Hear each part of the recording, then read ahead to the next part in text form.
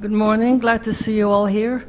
I'm going to talk about, oh dear, I can't see the screen from here. That's my problem. I'm not tall enough. Okay.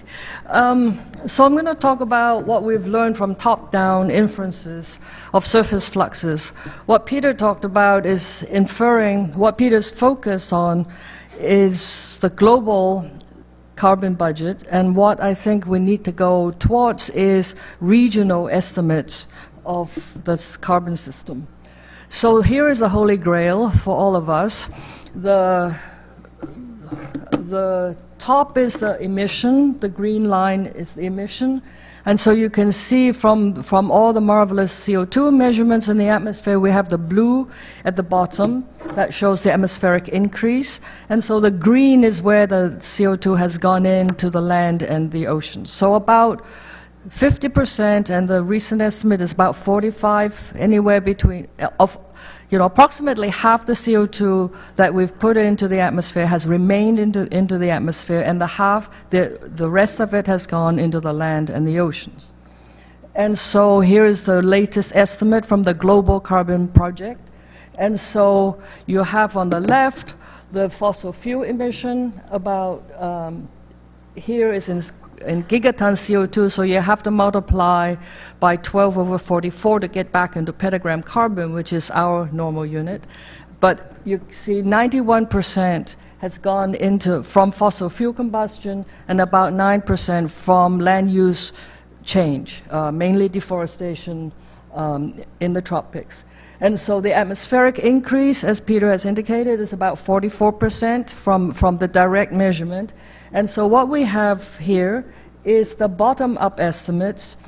The ocean, so the ocean uptake is estimated from, this is the average of quite a few ocean models used to calculate this.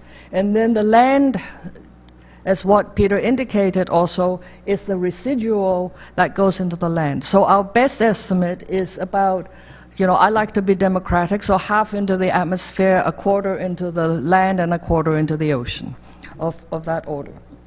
So to get to the fluxes, we have relied on the CO2 measurements, the flux network, and the in situ network. And so we're very grateful to Peter Tans for making the data available to anyone, and so that we could get started on using this data to infer the sources and sinks. But by design, the observing sites are at remote marine locations, far away from the sources that we're after, the land source in particular, because the photosynthesis and respiration gives us a diurnal cycle of could be 50 ppm day and night photosynthesis, and we're trying to extract a trend which is 1 to 2 or 3 or 4 ppm per year. So the inferring fluxes therefore requires an atmospheric transport model. And so this is a plot I have from the last century. So this is an example. So if we put in 96% of the fossil fuel emission is in the northern hemisphere. So you can see at the surface there's a sharp gradient across the equator. That is because of the ITZZ, there's a barrier to transport between the hemispheres, and that barrier is of order 1 year. So the zonal mixing time is about 2 weeks, and within a hemisphere it is about 3 months, and across the equator it's about 1 year, of order 1 year. If we look in the vertical, then you can see here in this model we release CO2 in the mid-latitudes, and you can see how CO2 goes across to the other side. There's convection that mixes the CO2 in the vertical, and there's a fast elevator here that in the intertropical, the ITCZ, which is a barrier to interhemispheric mixing, is also the fast elevator for getting the CO2 to the other hemisphere. However, when you look at the first model intercomparison project, you don't need to look, that they all look very different. Okay, we get the same similar things, but you can see the gradients are very different among models. And so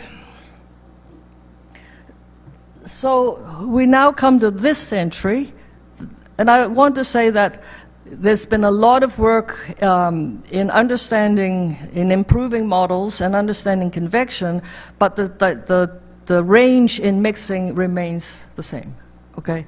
So what we have is here to get sources and sinks, you have a measurement in height. The dashed line is what the gradient, what the model infers.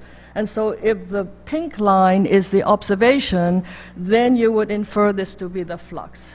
And you can see what happens when you over and underestimate the model gradient. So the new aircraft data, and this is from Britt Stevens' very exciting paper. So now the gradient is here. This is the observed gradient. The zero line is here. So what we have is the models that overestimate the gradient, overestimates the northern hemisphere land sink, and overestimates the tropical, overestimate the sink and overestimate the source if your gradient is too much. So here's the aircraft and the over and underestimate. So now, the new century, we have satellite data, and here I show AIRS, which has an averaging kernel in the mid-troposphere. So this provides for us regular atmospheric measures, CO2 in the mid-troposphere. So this is very nice. So, because before I go there, the aircraft data are very nice, and Steve Wofsy has gone on HIPPO from pole to pole and got us profiles of CO2 from the surface to the tropopause, from pole to pole and back, but those are limited campaigns. So the satellite provides us with routine measurements of the upper tropospheric CO2. So what we've done is to assimilate the data into a climate model, which we're running in weather mode. Okay, so we start with an ensemble. In our case, we're running the NCAR climate model, into which in the last century I added CO2 interactive carbon cycle. So here we have the initial condition. Every 6 hours we make a forecast. We run the model free. And then we pull in the observations, and then we do a super, I apologize to people in least, we do a super least squares fit, okay? Find the optimal fit between the imperfect model and the incomplete observations, and find the best approximation of the atmosphere. So then we go forward again. So what we do that's slightly different from other groups is that we assimilate, every 6 hours we take in 1 million raw weather observations. This is a weather forecasting. This is together with Eugenia Kaune. Those of you who know NCEP reanalysis, you know Eugenia. So we're taking in 10 to the 6 weather observations together with 2,000 air CO2 using the local ensemble transform Kalman filter. Okay, so and we run the model 64 at the time, okay, make a 6-hour forecast and then mash in all the observations and then go again, okay, all 64 of them.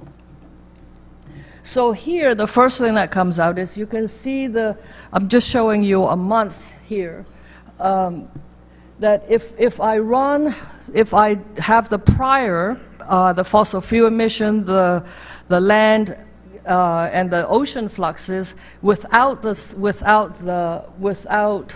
AIRS data, then we haven't. This is May, so this is, if you remember Mauna Loa, that's the top of the seasonal cycle. So when the CO2 is highest. So here is at the end of the decay season. So there's fossil fuel and heterotrophic respiration. So the gradient, so this is what I'm showing is the lower tropospheric gradient, so the surface minus halfway up, okay? So it's higher at the surface than higher up here, and it is the opposite in the other hemisphere.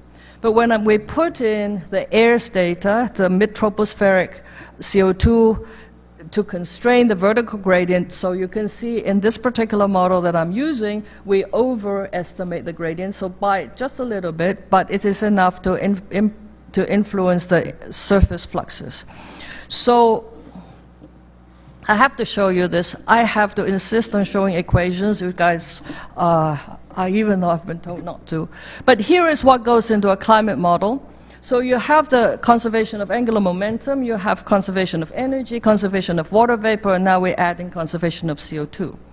Now, the data assimilation, I'm getting the best estimate of the blue stuff on the left-hand side. I'm simulating the wind, UV, TQP. Okay, I have all the stuff on the left-hand side. But the stuff on the right-hand side, the source terms, so for temperature, we have the short wave, long wave, sensible heat, latent heat, and vertical mixing, turbulent mixing by the clouds. And for water vapor, evaporation, condensation. So CO2 only has surface fluxes. So to get the left-hand side, if you're doing water vapor and temperature, you have a whole gang to help you out. Okay, so this is the residual to get you to the left-hand side. Whereas for CO2, it's a very good tracer of the vertical mixing because all it has is surface flux. So it's a clean tracer to test the vertical mixing. So now that we have the AIRS data, we can do the mass balance approach, which is something Peter did in 1989. So we have now, for 64 ensemble members, we have the estimate of the wind and the CO2, and this is in mass. So then we have the changeover every 6 hours. We integrate over the vertical. So then the vertical mixing by the clouds goes away. And so then we can calculate the flux here. And I'll show you just one figure. And this is by Stephanie, who's sitting with Zhenji Liu, who did the data assimilation system. She's at JPL, and Stephanie, who's in the audience. So this is what we get, for example, surface fluxes where we have assimilated the raw weather, the CO2, and the in situ sites at Point Barrow, Mauna Loa, Samoa, and the South Pole. Okay, so this is very exciting to me because now I think with this approach, instead of estimating surface fluxes in a globally average sense, this is what the ocean does, this is what the land does, or this is what the northern hemisphere ocean or the southern hemisphere ocean or different regions, now we can do it at the grid level. Okay, so we have, this is August, so this is very nice that we have uptake. This is uptake by the terrestrial biosphere. That is very strong. You can see the boreal forest and uptake by the tropical forest, etc. So we're still working on it. This is, to me, it's a very exciting thing. But if we compare the prior, then what we see is that this is the departure from the prior estimate. Then what we see is that there is a major difference in the tropics where we have strong vertical mixing. Okay, so in the tropics where you have strong vertical mixing, a surface measurement is very much diluted in the entire atmospheric column, and so the signal is very small. Okay, and so if your vertical mixing is goofy, then we have issues here. So we get a much stronger sink. So we have differences between what we had expected, which were pretty good. I'm not, this is, all our prior estimates are pretty good. What we have now is differences on regions of strong mixing. And so we have, here we have stronger uptake, and that particular grid box is compared to prior estimate, is a 41% stronger sink. And what we have is, so what we conclude here is that we don't know. I'm not going to say that the Amazon is a strong sink at this point because we're still working on developing this and checking mass conservation and all the other technical stuff I won't bore you with. But this Amazon, not a strong source, is also consistent with other groups that have done inverse modeling that uses TESS, which has multiple levels, CO2 multiple levels, and with the aircraft data, who also conclude that the Amazon is not a strong source. So their group use large regions, do inverse modeling, and here we show it by grid box. So to conclude, what have we learned? I want to reiterate that there are certain things which are robust, even though we are getting to higher resolution and better information, that the land and ocean each accounts for about a quarter of the anthropogenic CO2. And inferring the regional grid scale fluxes requires information about CO2 in the column. This is difficult always because you look at the beautiful marble and this thin blue line, the atmosphere, it's only 10 kilometers, you know, but it's where all the action is, where clouds, you know, all the energy conversion is in that little 10 kilometers. But the tropical fluxes, what I said before, is diluted in the atmospheric column, and it has impact, very little on impact in the column.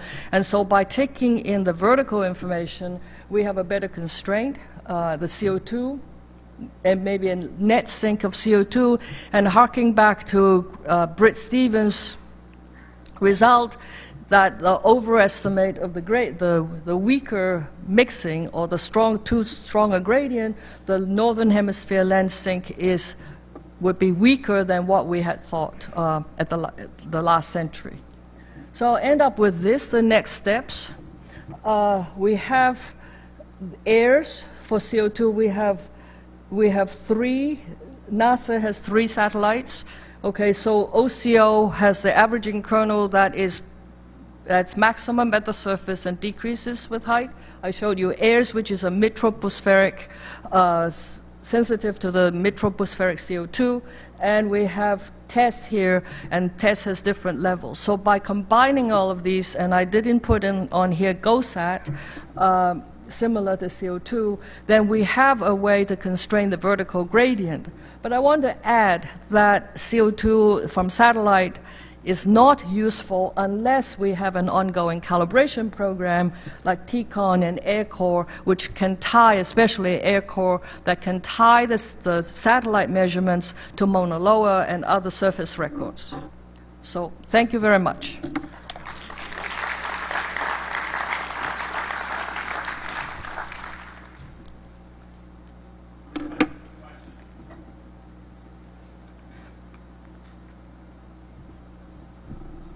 I have to stand on my toes to get to the microphone here. Hi. That was very interesting, Inez. I'm wondering whether you use the surface and the aircraft data to constrain this inversion, or do you withhold it and evaluate your results afterwards? And if so, what does it look like? This is very early, but the surface, we have not used the aircraft, and we're trying to figure out how to use the aircraft data at the same time where the satellite data come in. And so we have not used the FLAS data because the FLAS data because I need to know it every 6 hours, and the FLAS data are averaged over 2 weeks. So I don't really know. So that's something that I would be interested, you know, in one of the earlier stuff, we showed the comparison with the aircraft data by assimilating the air CO2. So I can show you that particular paper. That would be interesting. Okay. Also, just another question. Have you guys thought about whether or not assimilating the CO2 will improve weather forecasting? Is that one of your That objectives? was one of the hopes, especially in the Southern Ocean, where we do not have very good wind data, that I can show you how we do the CO2, the correlation between the wind, the U prime and CO2 prime in our 64 ensemble members, that if we have CO2 data, CO2 observations, that we could get back synthetic wind data. So that's one of the hopes, and keep posted, we'll tell you. Okay? Hi, I wonder what is the resolution of your grid estimation and, I mean, the size of your grid cell, and if that can be aligned with the land use change observation from the satellite. Yeah, so this is the nice thing about, right now, this is still in a test mode, so we want, if we crash, we want to crash quickly, so we know. So this is run, I'm going to say T40 something. So about 2-degree resolution. And once, because this is the by using the Kalman filter approach, it's very easy to plug in and out when the machinery, when we have checked conservation, when we have checked all the other things, it's very easy to go into a higher resolution model, to the newer model, to models with different convection. So it's very easy to do that. But right now we're still in testing mode.